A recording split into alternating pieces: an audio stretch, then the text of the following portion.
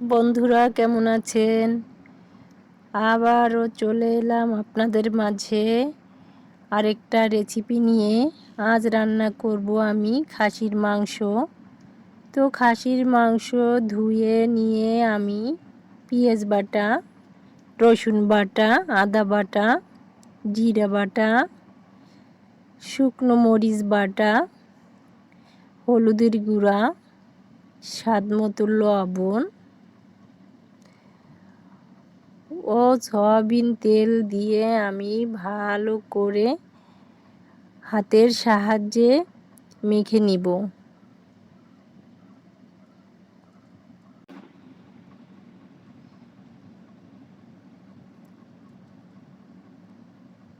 হাত দিয়ে ভালো করে মেখে আমি 10 মিনিটের জন্য ঢেকে রেখে দিব। তো বন্ধুরা, যারা আমার ভিডিওটা দেখবেন প্রথমে একটা লাইক দিয়ে দেখা শুরু করবেন, আর দেখা শেষে অবশ্যই একটা কমেন্ট করে যাবেন আমার রান্নাটা কেমন হলো। আমার গ্রামের রান্না আপনাদের কেমন লাগলো অবশ্যই জানাবেন। তো এবারে কড়াইয়ে সাদা তেল দিয়ে আমি দিয়ে দিব দারুচিনি, এলাচ,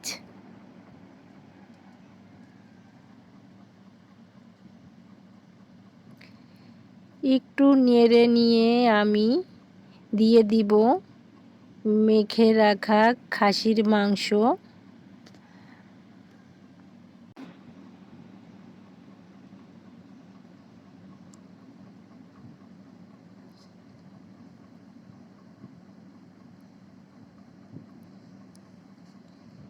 এবারে নেড়ে চেড়ে ভালো করে কষিয়ে নিতে হবে।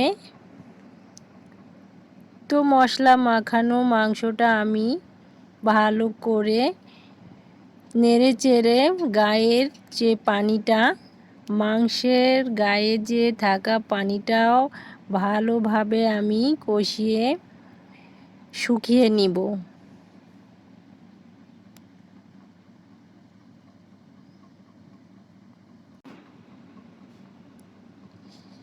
তো বন্ধুরা, আমি দেখি যে আমার ভিডিওতে শুধু কমেন্ট করে চলে যান, তো আসলে খুবই খারাপ লাগে। ভিডিওটা একটু দেখবেন, তাহলে অবশ্যই ভালো লাগবে।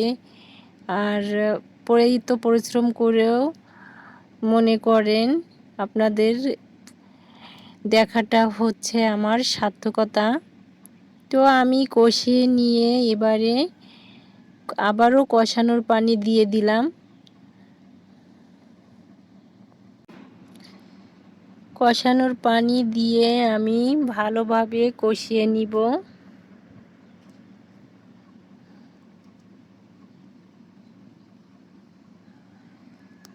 যত ভালো কষানো হবে ততই রান্নাটা টেস্টি হবে।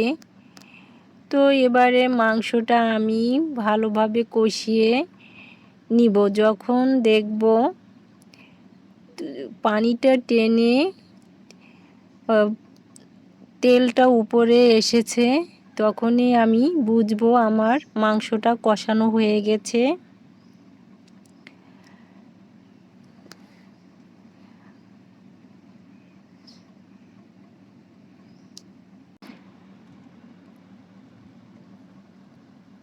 আমার মাংসটা কষানো হয়ে গেছে, দেখা যাচ্ছে তেলটা উপরে উঠে এসেছে, শুধু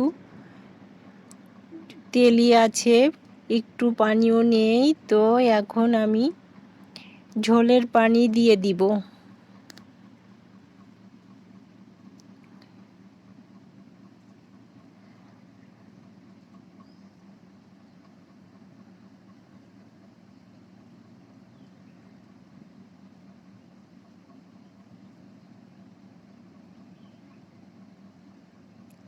ঝোলের পানি দিয়ে আমি নেড়ে চেড়ে করে নিব।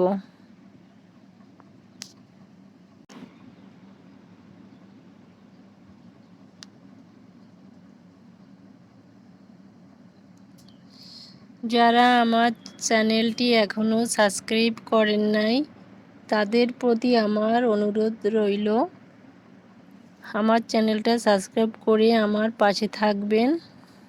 আমার রান্নাটা হয়ে এসেছে, আমি ভাজা জিরার গুঁড়ো দিয়ে এবার নেড়ে চেড়ে মাংসটা নামিয়ে নিব।